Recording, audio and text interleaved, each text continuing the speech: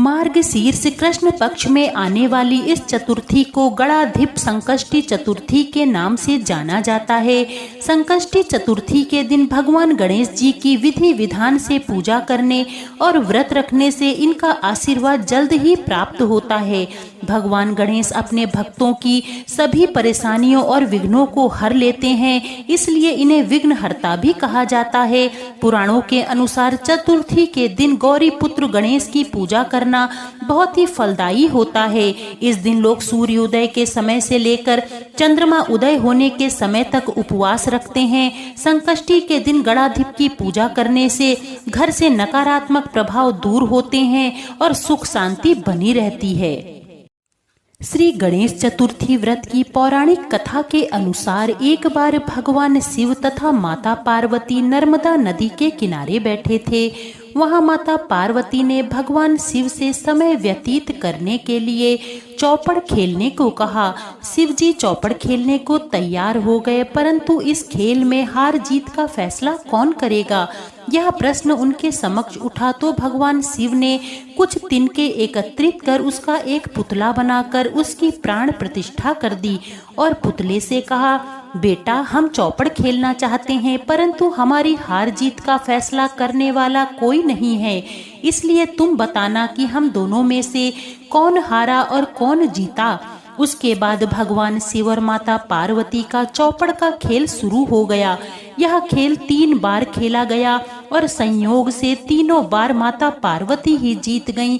खेल समाप्त होने के बाद बालक से हार जीत का फैसला करने के लिए कहा गया, तो उस बालक ने महादेव को विजयी बनाया। यह सुनकर माता पार्वती क्रोधित हो गईं और क्रोध में उन्होंने बालक को लंगड़ा होने, कीचड़ में पड़े रहने का श्राप दे दिया। बालक ने माता पार्वती से माफी मांगी और कहा कि यह मुझसे अज्ञानतावश हुआ है, मैंने किसी द्वेष भाव में ऐसा बिल्कुल नहीं किया। बालक द्वारा क्षमा मांगने पर माता ने कहा, यहाँ गणेश पूजन के लिए नाग कन्याएं आएंगी, उनके कहे अनुसार तुम गणेश व्रत किया करना, ऐसा करने से तुम मुझे प्राप्त होगे। यह कहकर माता पार्वती शिव जी के साथ कैलाश पर्वत पर चली गईं। 1 वर्ष के बाद उस स्थान पर नाग कन्याएं आईं। तब नाग कन्याओं से श्री गणेश के व्रत की विधि मालूम करने पर उस बालक ने 21 दिन लगातार गणेश जी का व्रत किया। उसकी श्रद्धा से गणेश जी प्रसन्न हुए। उन्होंने बालक को मनोवांछित फल मांगने के लिए कहा।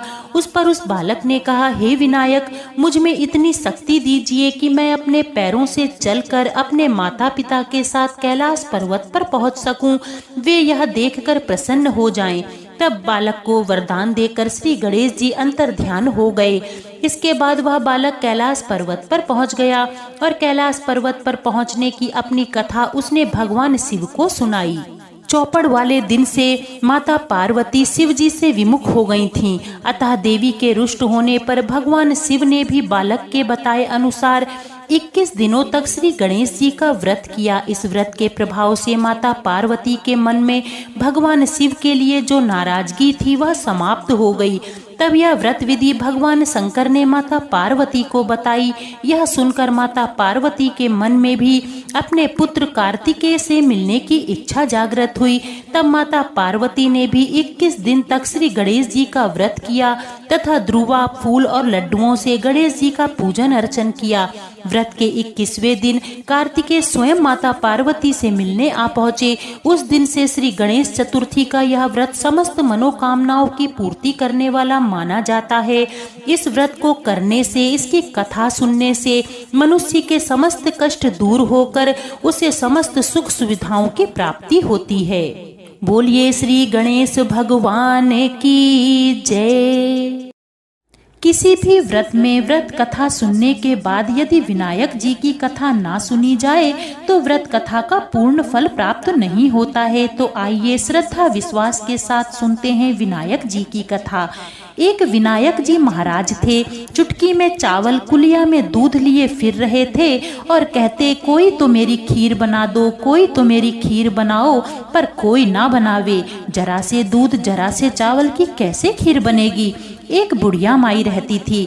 उसने देखा तो बोली, ला बेटा मैं बना देती हूँ तेरे लिए खीर। बुढ़िया बाहर जाने लगी तो विनायक जी बोले, माँ कहाँ जा रही हो। वह बोली, बेटा बर्तन मांग के तो ले आऊं। विनायक जी बोले, अपने ही घर के अंदर जाके देख। अंदर जाकर देखा तो दूध का टोकना भरा रखा है, चावल की परात भरी रखी है, चूल्हा जला के खीर बनाई। खीर बाहर निकलने लगी। बहू ने कटोरा भर के किवाड़ के पीछे विनायक बाबा का छींटा लगा के खीर खा ली। जब सारी खीर बन गई, बुढ़िया बोली, आ बेटा जीम ले। विनायक जी बोले, मैं तो खा चुका। अरे कब खाई। बुढ़िया बोली। विनायक जी बोले, जब तेरी बहू ने खाई माँ, जब ही खा ली थी। बुढ़िया बोली, बहू तेने खीर जूठी करी थी। बहू बोली, माँ जी खीर निकल निकल के गिर रही थी, मैंने कटोरा भर के विनायक जी के नाम का छींटा लगा के खा ली। विनायक से बुढ़िया बोली, अब मैं क्या करूं। गणेश जी बोले, खा और बांट। बुढ़िया खीर बांटने लगी तो दुनिया निर्चा चर्चा करने लगी। कल तो बुढ़िया भूखी मर रही थी, आज खीर बांट रही है। झोपड़ी को लात मारी भगवान ने तो वह महल बन गई, खूब धन हो गया। हे विनायक जी महाराज, जैसे आपने बुढ़िया का घर भरा, वैसे ही आप कहानी कहने और सुनने वालों का भी घर भरना। बोलिए विनायक जी महाराज की जय।